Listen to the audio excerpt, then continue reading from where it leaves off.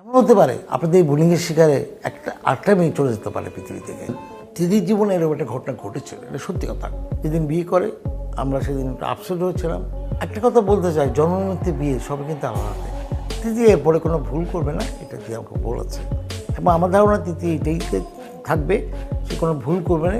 নাটকের শুটিংয়ে গেছে কি না, অথবা দিদির বার্থডে উইশ করতে করার জন্য গেছে কি না, এটা আমার কাছে অত্যন্ত পরিষ্কার। কারণ যাওয়ার আগে আমাকে তিথি ফোন করে বলছে। এবার তিথির বাবার আমলনামা ফাঁস হয়েছে। বাবা মেয়ে দুজনের চরিত্র একই রকম, দুজনেই পরকীয়ায় জড়িত। তিথির বাবার চরিত্র তিথির চেয়েও যেন আরও বেশি খারাপ।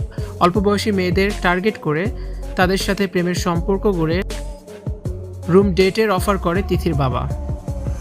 সোশ্যাল মিডিয়ায় তিথির আমলনামা সামনে আসার পর তার বাবার আমলনামাও সামনে এনেছেন নেটিজেনরা। অল্প বয়সী মেয়েদের টার্গেট করেন তিথির বাবা, নানান কৌশলে ভুলিয়ে ভালিয়ে তাদের সাথে প্রেমের সম্পর্ক করেন। ভুক্তভোগী এক মেয়ে তিথির বাবার করা মেসেজ ফাঁস করে দিয়েছেন, যেখানে তিথির বাবা বাজে উদ্দেশ্যে মেসেজ করছেন বলে দেখা যাচ্ছে। স্ক্রিনশট ফাঁস হলে তিনিও প্রশ্নবিদ্ধ হন।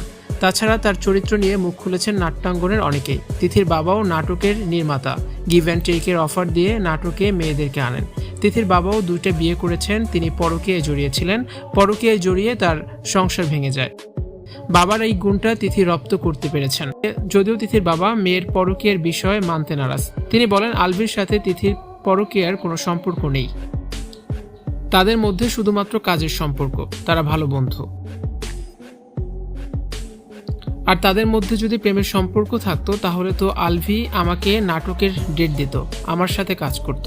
কিন্তু আলভি তো আমাকে কখনোই নাটকের শিডিউল দেয় না, আলভি তাকে ভাই বলে ডাকে। তবে বাবা মেয়ে দুজনের চরিত্রই যেন কার্বন কপি। একাধিক নারী তিথির বাবার বিরুদ্ধে অভিযোগ করেছেন।